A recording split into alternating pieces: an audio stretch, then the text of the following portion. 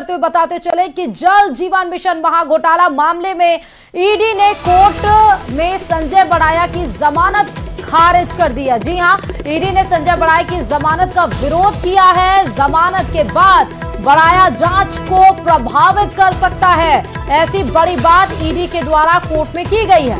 ED ने बताया कि महाघोटाले में बड़ाया की बहुत बड़ी भूमिका है और श्री श्याम ट्यूबवेल और गणपति ट्यूबवेल कंपनी से बड़ाया ने घूस भी ले रखा है। ये भी आपको बता दें कि संजय बड़ाया के परिजनों के खातों में करोड़ों रुपए की घूस ले रखी है। महाघोटाले की घूस से संपत्तियां खरीदी हैं संजय बड़ाया ने। पूर्व जलदाय मंत्री महेश जोशी का करीबी भी बताया जा रहा है संजय बड़ाया। तो आप देख सकते हैं कि पूर्व जलदाय मंत्री महेश जोशी का करीबी है संजय बड़ाया। कोर्ट में इसने अपने लिए जमानत दाखिल की थी, लेकिन कोर्ट में ही ईडी ने उस जमानत पर आपत्ति जताई और उसकी भूमिका कितनी ज्यादा अहम है इसमें उसकी बात भी बताई। जिस तरह बताया कि घूस के जरिए कितनी बड़ी संपत्ति तैयार करके खड़ी कर रखी है, रिश्तेदारों के नाम पर उनके खातों से घूस लेते थे और उसके बाद उसको व्हाइट मनी दिखाकर किस तरह से मार्केट में इन्वेस्ट किया गया वो भी बताया गया। ज्यादा जानकारी के साथ संवाददाता राकेश जुड़ चुके हैं। राकेश, जल जीवन मिशन महाघोटाले में संजय बड़ाया की जमानत याचिका पर खारिज, क्या जानकारी? बिल्कुल, देखिए जिस तरीके से जो महाघोटाला है इसमें जो आरोपी हैं, ईडी ने जब कार्रवाई की तो काफी अहम सबूत जुटाए हैं और सबूत इस बात के भी मिले हैं कि महाघोटाले में जो श्री श्याम ट्यूबवेल कंपनी और गणपति ट्यूबवेल कंपनी से भारी भरकम जो रिश्वत संजय बड़ाया के परिजनों के नाम खातों में ली गई है और इससे संपत्तियां अर्जित की गई है। सबसे बड़ी बात यह है कि चूंकि संजय बड़ाया एक निजी व्यक्ति था जिसका जलदाय विभाग में किसी तरह का कोई लेना देना नहीं था, लेकिन जलदाय विभाग के अधिकारियों को, ठेकेदारों को डरा धमका करके और गलत नियम विरुद्ध काम करवाए जाते थे। चूंकि कई अधिकारी ऐसे हैं जिन्होंने लिखित में बयान दिया है कि संजय बड़ाया किस तरीके से प्रताड़ित करता था, चाहे वो ट्रांसफर, पोस्टिंग, एपीओ, नियम विरुद्ध कार्य करने के लिए। इसके एवज में जो पैसे लिए जाते थे, खासतौर पर ट्रांसफर, पोस्टिंग और नियम विरुद्ध कार्य करने के, उन पैसों से संपत्तियां अर्जित की गई हैं और ईडी ने ये तमाम सबूत अदालत में पेश किए हैं। अदालत ने इन आरोपों को गंभीर माना है। साथ ही ईडी ने इस बात का विरोध किया था कि अगर आरोपी को जमानत दे दी जाएगी तो वो जांच को और तथ्यों को प्रभावित कर सकता है।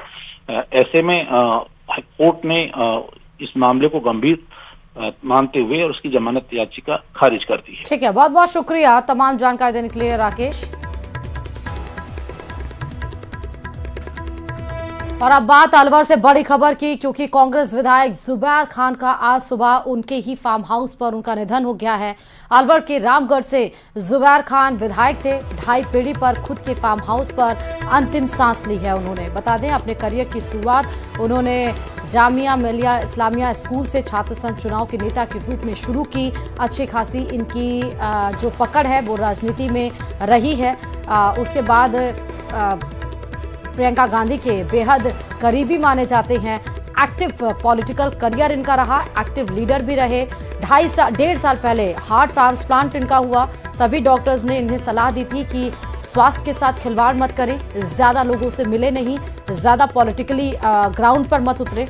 लेकिन क्योंकि बीच में विधानसभा का चुनाव भी रहा और इसको लेकर वो डॉक्टर्स की सलाह को कहीं ना कहीं नज़रअंदाज करते नजर आए, क्योंकि जब व्यक्ति के अंदर जज्बा होता है तो वो अपने स्वास्थ्य को थोड़ा दरकिनार करके काम पर ज़्यादा फोकस करता है। वही काम जुबैर खान ने किया जितना और अब क्योंकि इस बीच में ऐसे अचानक से यूं जाना जुबैर खान का, ये पूरे कांग्रेस पार्टी के लिए ये बहुत बड़ी हानि है। और उसके साथ ही लोगों को थोड़ा शौक भी लगा कि अचानक से उनका यूं सुबह आज चले जाना। अपने फार्म हाउस पर उन्होंने अंतिम सांस ली। जैसे जैसे ये खबर लोगों तक पहुंच रही है, लोगों का जमावड़ा उनके फार्म हाउस पर, उनके घर पर नजर आ रहा है। ये तस्वीरें भी आपको दिखा रहे हैं। उनकी पत्नी जुबैर खान की खुद आज सोशल मीडिया हैंडल से इस बात की उन्होंने जानकारी दी। हालांकि 3 दिन से उनका स्वास्थ्य ज़्यादा खराब हो गया था। कुछ दिन पहले वो मेदांता से भी लौटे थे। तो ये जुबैर खान का यूं जाना अचानक से, रामगढ़ से विधायक भी रहे हैं, फार्म हाउस पर ही वो थे, लोगों से एक तरह से जो घर परिवार था वो आसपास ही था, अपने पीछे 4 लोगों का परिवार वो छोड़ कर गए हैं। तो एक परिवार के लिए ये बहुत बड़ी क्षति है, कांग्रेस पार्टी के लिए बहुत बड़ी क्षति है। मिलनसार उनका जो व्यवहार था वो मिलनसार था, लोगों से मिलते थे, जनता के बीच में जाते थे, जनता के बीच में उनकी कनेक्टिविटी रहती थी। नीति और पार्टी की जो डेकोरम है, जो नीतियां हैं, उनको बाकायदा समझते थे और उसी के हिसाब से काम करते थे। जैसा मैंने बताया कि छात्र संघ से ही, स्टूडेंट पॉलिटिकल करियर से ही इन्होंने अपनी शुरुआत की है। तो इसका मतलब पॉलिटिकली उनको पॉलिटिक्स की यानी कि राजनीति की नब्ज पता थी कहीं ना कहीं जुबैर खान को। काफ़ी कम समय, बहुत जल्दी इस धरती से उन्होंने अलविदा ले लिया। 61 से 62 साल इनकी उम्र में, जहां पर इस समय तो ये कोई एज नहीं है इस तरह से जाने का, लेकिन क्योंकि उनका स्वास्थ्य खराब था, 1.5 साल पहले जो उन्होंने हार्ट ट्रांसप्लांट कराया था उसके बाद से ही वो उनकी जो तबीयत थी वो नासाज रहती थी। और अचानक से अपने फार्म हाउस पर जब थे तो आज सुबह लगभग 5 साढ़े 5 बजे उन्होंने अंतिम सांस ली और अपने पीछे पूरा हंसता खेलता लीवर ट्रांसप्लांट कराया था उन्होंने, माफ करिएगा, हार्ट नहीं, लीवर ट्रांसप्लांट उनका हुआ था। और हंसता खेलता परिवार अपने पीछे छोड़कर चले गए। आज परिवार में गमगीन माहौल है और उस दुख की घड़ी को शब्दों के जरिए बयां नहीं किया जा सकता है। सिर्फ जो कभी बीच में बैठते थे, जो कभी आते थे, आज वो यादों के सफर में रह गए हैं। और इस बीच जयपुर से बड़ी खबर आपको बताते चले कि आरपीएससी की 2nd ग्रेड शिक्षक भर्ती परीक्षा का पेपर लीक मामला आपको बता रहे हैं, जहां पेपर लीक प्रकरण की मास्टरमाइंड अनीता मीणा की जमानत खारिज कर दी गई है। जी हां, ईडी कोर्ट ने अनीता मीणा की जमानत याचिका खारिज की है। ईडी ने अनीता की प्रकरण में अहम भूमिका बताई। पेपर को बेचकर अनीता मीणा ने मोटी रकम वसूली है। अनीता मीणा द्वारा रकम से कई संपत्तियां अर्जित करने के भी सबूत ईडी ने कोर्ट में पेश किए हैं। अनीता मीणा ने भी अपने जमानत के लिए अर्जी दाखिल की थी, लेकिन अर्जी को दरकिनार करके उनकी जमानत को खारिज कर दिया गया। और कोर्ट में ईडी ने कई सारे उनसे रिलेटेड क्या क्या काम उन्होंने गलत किए हैं उसका भी ब्यौरा कोर्ट में दिया गया। जैसा बताया जा रहा है कि अनीता मीणा ने पेपर बेचकर उसमें जो पैसे उनको मिले उससे कई सारी संपत्तियां उन्होंने बताई हैं, अर्जित की है, कई सारी संपत्तियां उन्होंने खड़ी की हैं, जो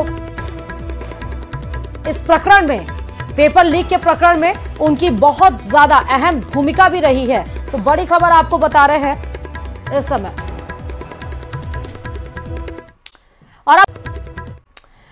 और इधर संघ प्रमुख मोहन भागवत का अलवर दौरा, बड़ी खबर आपको अलवर से बता रहे हैं, जहां संघ प्रमुख मोहन भागवत अलवर के दौरे पर आने वाले हैं। तिजारा फाटक के पास शाखा में संघ जो प्रमुख हैं मोहन भागवत वो पहुंचे हैं। ये तस्वीरें आपको दिखा रहे हैं अलवर दौरे पर। संघ प्रमुख तिजारा फाटक के पास शाखा में पहुंचे। ये लंबी लंबी कतारें गाड़ियों की आप देख रहे हैं। तमाम व्यवस्थाएं वहां पर की गई हैं, पुलिस का भारी जाब्ता वहां पर मौजूद है। शुक्रवार शाम को आश्रम एक्सप्रेस से अलवर के लिए पहुंचे थे मोहन भागवत। 17 सितंबर तक अलवर प्रवास पर ही मोहन भागवत रहेंगे। तो मोहन भागवत का अलवर दौरा बहुत ही ज्यादा महत्वपूर्ण आप देख सकते हैं। और चलिए अब बात जैसलमेर से बड़ी खबर की। लाइट टैंक जोरावर का सफल परीक्षण किया गया और उसको लेकर खुद जो रक्षा मंत्री है राजनाथ सिंह उसकी तारीफ करते हुए नजर आए। डीआरडीओ का उन्होंने तारीफ की, उनका धन्यवाद दिया है। भारत में बने लाइट टैंक जोरावर का सफल परीक्षण, और आप देख सकते हैं कि जो लाइट टैंक बनकर तैयार किया गया उसका कितना सफल परीक्षण की एक बानगी आपके टीवी स्क्रीन पर है। पहाड़ी इलाकों में दौड़ेगा ये भारत में बना हल्का टैंक, ऊंचाई वाले क्षेत्रों में तैनात किया जाएगा। राजनाथ सिंह ने डीआरडीओ भारतीय सेना की सराहना की है। पहाड़ी इलाकों में या ऊंचाई वाले इलाकों में यूं टैंक का जाना सफल नहीं हो पाता है, और इसीलिए और वहां पर सैनिकों को ज्यादा जो हथियार की जरूरत पड़ती है, इसीलिए इस लाइट टैंक का निर्माण किया गया, इसको तैयार किया गया है ताकि ऊंचाई वाले क्षेत्रों पे, पहाड़ी एरिया से इस टैंक को डिप्यूट किया जा सके।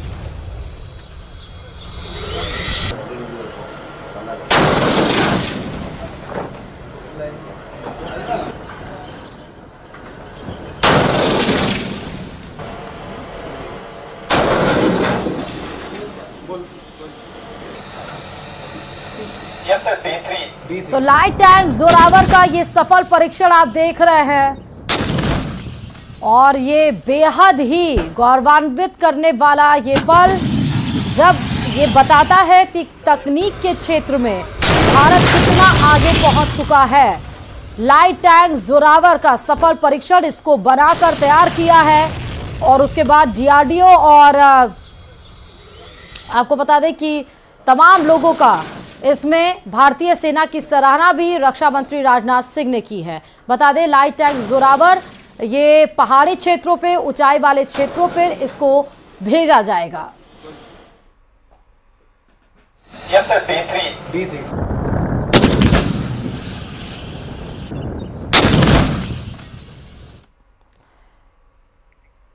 और अब बात सीधे जम्मू कश्मीर की। जम्मू कश्मीर के डारा जिले के किश्तवाड़ से बहुत बड़ी खबर इस वक्त की आपको बताने जा रहे हैं, जहां आज डोडा में, माफ करिएगा डोडा की हम बात करते हैं, जहां पर प्रधानमंत्री की आज चुनावी रैली होने वाली है। लेकिन इसके पहले शुक्रवार को किश्तवाड़ में आतंकियों ने सेना और सुरक्षा बलों पर हमला कर दिया। आतंकियों के हमले में सेना के 2 जवान शहीद हो गए जबकि 2 जवान घायल हो गए हैं। आतंकियों के हमले में नायब सूबेदार विपिन कुमार और सिपाही अरविंद सिंह शहीद हो गए हैं जबकि 2 जवान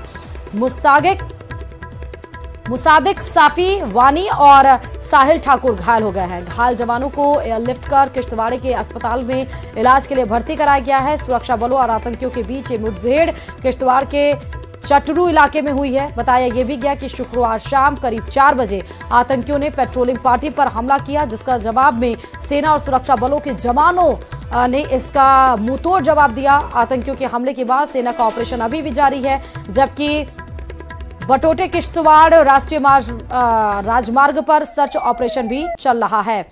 ये 4 तस्वीरें आपको समझा रहे हैं। किश्तवाड़ में देखिए किस तरह आतंकी हमला चल रहा है।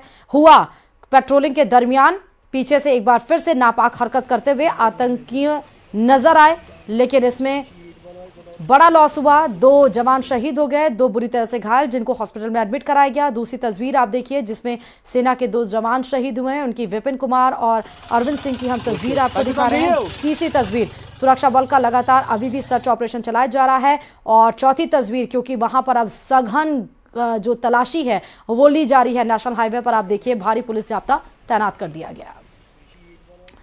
और दिल्ली के मुख्यमंत्री अरविंद केजरीवाल की रिहाई के स्वागत में आतिशबाजी पर बीजेपी ने आम आदमी पार्टी पर निशाना साधा है। जी हां, बीजेपी ने कहा कि केजरीवाल खुद पटाखों और प्रदूषण पर नियम बनाते हैं और उसका खुद ही पालन नहीं करते हैं। और इसी पर देखिए खास रिपोर्ट। अरविंद केजरीवाल की सरकार ने पटाखों पर बैन लगा रखा है और पटाखे बेचने वाले व्यापारी दर दर की ठोकरें खा रहे हैं। लेकिन दूसरी ओर खुद अरविंद केजरीवाल के घर के बाहर अरविंद केजरीवाल की पार्टी के लोग पटाखे फोड़ रहे हैं। कहाँ गया अरविंद केजरीवाल का बैन? कहाँ गया अरविंद केजरीवाल का प्रतिबंध? क्या कानून केवल साधारण लोगों के लिए है, विशेष लोगों के लिए कोई कानून नहीं? अरविंद केजरीवाल की सरकार को इस बात का जवाब देना चाहिए कि क्यों जब दिल्ली में पटाखे बैन है तो उनकी पार्टी के लोग क्यों पटाखे चला रहे हैं। उस उत्सव को मनाते हुए आम आदमी पार्टी एक विशेष तरीके के पटाखे लाई है जिसमें से शायद वायुमंडल में ऑक्सीजन, नाइट्रोजन, प्रोटीन, विटामिन निकल के जाएंगे। अभी 3 दिन पहले हमें बताया गया था कि पटाखों से दिल्ली में प्रदूषण होता है। बताने वाले गोपाल राय से मैं पूछता हूं, अब इन पटाखों से कुछ नहीं होगा क्या जो मुख्यमंत्री के दरवाजे पे जल रहे हैं? मैं गोपाल राय को चुनौती देता हूं कि अगर हिम्मत है, ईमानदारी है, तो या तो दिवाली पे जलने वाले पटाखों से भी प्रतिबंध हटाएं, रामलीला में जलने वाले पटाखों से भी प्रतिबंध लगाएं, या फिर इस कलयुगी रावण के जेल से छूटने पे जो पटाखे जल रहे हैं उन पर प्रतिबंध लगाए। चलिए खबरों में आगे बढ़ते हुए बताते चले कि देश के कई हिस्सों में आज भी भारी बारिश का अलर्ट जारी किया गया है। मौसम विभाग ने दिल्ली, यूपी, राजस्थान, मध्य प्रदेश में भारी बारिश का अलर्ट जारी किया है। उत्तराखंड में भी भारी बारिश की आशंका जताई जा रही है। तो वहीं हिमाचल प्रदेश, हरियाणा, उड़ीसा में बारिश का अलर्ट दिया गया है। तो भारी बारिश की संभावना हरियाणा से लेकर उड़ीसा, उड़ीसा लेकर राजस्थान, मध्य प्रदेश, हिमाचल प्रदेश, उत्तर प्रदेश, उत्तराखंड, यानी कि जमीन से लेकर पहाड़ तक मौसम विभाग की तरफ से भारी बारिश की चेतावनी जारी की गई है। कुछ तस्वीरें भी हमको आपको दिखा रहे समय, ये भारी बारिश के बाद किस तरह से सड़कों का और सड़कों पे भरे पानी का, उसमें दौड़ती गाड़ियां किस तरह से डूबी हुई हैं, उसकी एक तस्वीर आपके सामने है। और चमोली में 3 दिन से रुक रुक कर बारिश जारी है। बारिश से जनजीवन अस्त व्यस्त हो गया है। वहीं अलकनंदा नदी, धौली गंगा पिंडर नदी उफान पर बह रही है। बद्रीनाथ राष्ट्रीय राजमार्ग जगह जगह बारिश से बाधित है। कमेडा, पाताल गंगा, पागल नाला, नंदप्रयाग में बार बार मार्ग बंद होने से यात्री को परेशानी हो रही है।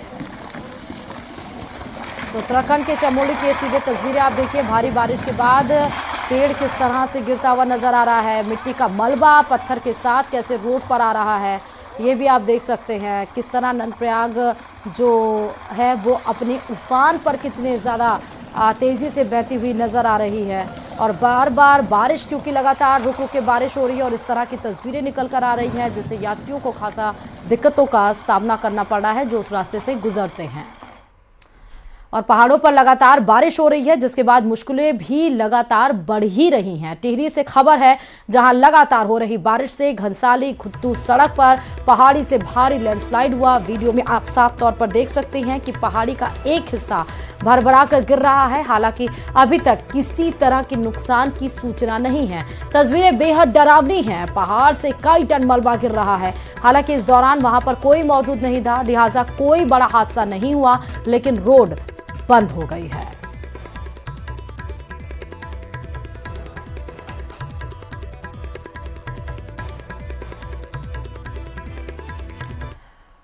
और इधर बाढ़ की सबसे हैरान करने वाली तस्वीर आपको दिखाने जा रहे हैं, जहां उत्तराखंड के जिम कॉर्बेट से आई है। जिम कॉर्बेट के ढेला गांव में पुल पर सैलाब आ जाने से एक जीप बह गई। जीप काफी देर तक बाढ़ में फंसी थी और इसी बीच वो लहरों का प्रहार सह नहीं पाई और वह बह गई। इस दौरान वहां मौजूद लोगों ने काफी मशक्कत के बाद जीप में बैठे लोगों को बाहर निकाल लिया। सीधे तस्वीरें आपको दिखा रहे हैं उत्तराखंड के रामनगर की। ये सीधे तस्वीरें आप देखिए कि किस तरह अचानक से काफी प्रयास करने के बाद उस लोड को, उस पानी के बहाव को जीप नहीं बर्दाश्त कर पाई और वो गिर गए। लेकिन इसमें बैठे लोगों को आखिरकार बाहर निकाल ही लिया गया। और इधर दिल्ली एनसीआर में बारिश 2 दिन से ज्यादा है। बारिश का सिलसिला थमने का नाम ही नहीं ले रहा है। मूसलाधार बारिश की वजह से दिल्ली के कई इलाकों में सड़कों पर पानी और ऐसे भर गया है जैसे लोगों का उस सड़क से आना जाना मुश्किल हो गया है। साउथ दिल्ली के साकेत में मेट्रो स्टेशन के आसपास सड़क स्विमिंग पूल बन गई है। सड़क पर सैलाब बहता दिखाई दिया। और अब बात अजमेर की। अजमेर में भारी बारिश के बाद यूनिवर्सिटी के नजदीक भगवान कॉलोनी में 2 दर्जन से अधिक मकान बाढ़ जैसे हालातों में जीने को मजबूर हैं। लोग छत पर रहने के लिए मजबूर हैं, तो वहीं प्रशासन ने अब तक उनकी कोई सुध नहीं ली है। देखिए रिपोर्ट।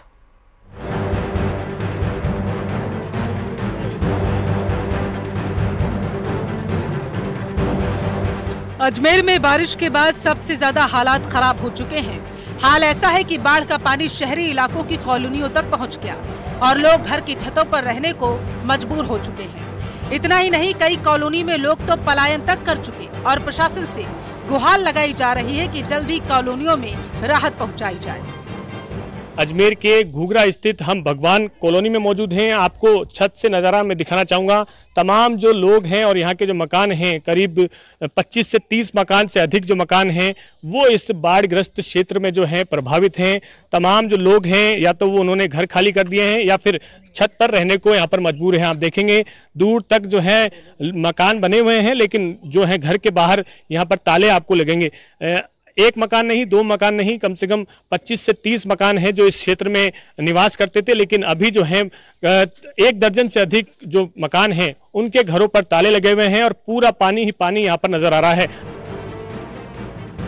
अजमेर के 5 सागर आना सागर झील के ओवरफ्लो होने के बाद स्थितियां विकट है, तो वहीं अलग अलग कॉलोनी में भी जल भराव की समस्या है।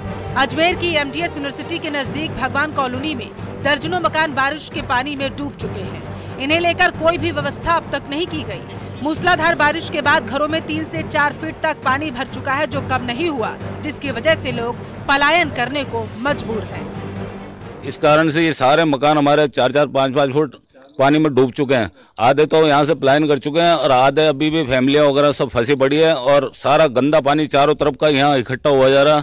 मच्छियाँ, ये सांप बिच्छू कंसले वगैरह सब घरों में आ चुके हैं और गंदा पानी सारा हमारे घरों में घुस चुका है। तो गंदा पानी जो है वो घुस चुका है, समस्या लगातार बनी हुई है। और भी कुछ लोग हैं बुजुर्ग, आप लंबे समय से हैं, पास में यूनिवर्सिटी है, क्षेत्र पूरा ही ऐसा है या केवल यही वाला क्षेत्र? नहीं, यही क्षेत्र ऐसा ही है। क्योंकि इन्हें पानी जो पहले निकास का रास्ता था वो रास्ता बंद कर दिया गया है, वहाँ अतिक्रमण हो गए हैं और कोई भी प्रशासन उस पर ध्यान दे नहीं रहा है। और वो जो रास्ता पानी निकलने का था ओवरफ्लो होने के बाद का, वो रास्ता बंद होने से ही सारा पानी इकट्ठा हो गया, पहली बात। दूसरी बात, जो पानी और भी तरफ से आ रहा है वो इधर और खोल दिया गया है। बाकी कॉलोनियों ने भी रास्ते तोड़ के खड्डे कर करके इधर निकाल दिया पानी, और वो पानी यहाँ आके इकट्ठा हो रहा है। इसका तरफ कोई भी ध्यान दे नहीं रहा है। प्रशासन तो आज तक कभी आया ही नहीं यहाँ पर। तो प्रशासन यहाँ कितने लोग प्रभावित होंगे और स्कूलों की या फिर घर पे खाने पीने की क्या व्यवस्था है? सर, प्रशासन तो हमारी बिल्कुल मदद ही नहीं कर रहे। कम से कम हफ्ता भर हो चुका है, हफ्ता भर से हम उनको हर तरह के एप्लीकेशन, धरना तक दे चुके हैं पर उन्होंने कोई सुनवाई नहीं की। राशन पानी भी खत्म हो गया है, अब कहाँ तक हम बाहर जाके लेके आ पाएँ। अब किसी के पास इतना है कि वो घर में एडजस्ट कर सकता है, नहीं है तो फिर बेचारे प्लान कर रहे हैं यहाँ से हम। फिलहाल गनीमत यह है कि पिछले 2 से 3 दिनों में बारिश कम हुई, ऐसे में लोगों को थोड़ी राहत जरूर मिली, लेकिन फिर भी बारिश होने लगी है तो हालात और ज्यादा खराब होने लगे। करीब 25 से 30 मकान ऐसे हैं जो इससे प्रभावित हैं और 60-70 मकान यहाँ पर ऐसे हैं जो इससे लगे हुए हैं। तो कई मकानों में जो रहने वाले लोग हैं उन्होंने पलायन कर लिया है और कई के सामने जो है आर्थिक स्थिति कमजोर होती जा रही है। खाने पीने के सामान जो है उनको लेकर भी स्थिति मजबूत नहीं है। तो प्रशासन से यहाँ पर मांग कर रहे हैं कि जल्द से जल्द इस मामले में समाधान किया जाए, किस तरह से पानी की निकासी हो और जो पहले की उनकी जिंदगी थी वो वापस जी सके, इसे लेकर यहाँ पर मांग की जा रही है और प्रशासन से जल्द गुहार लगाई जा रही है। कैमरा पर्सन कौशल सेन के साथ अशोक सिंह, न्यूज़ 18 अजमेर।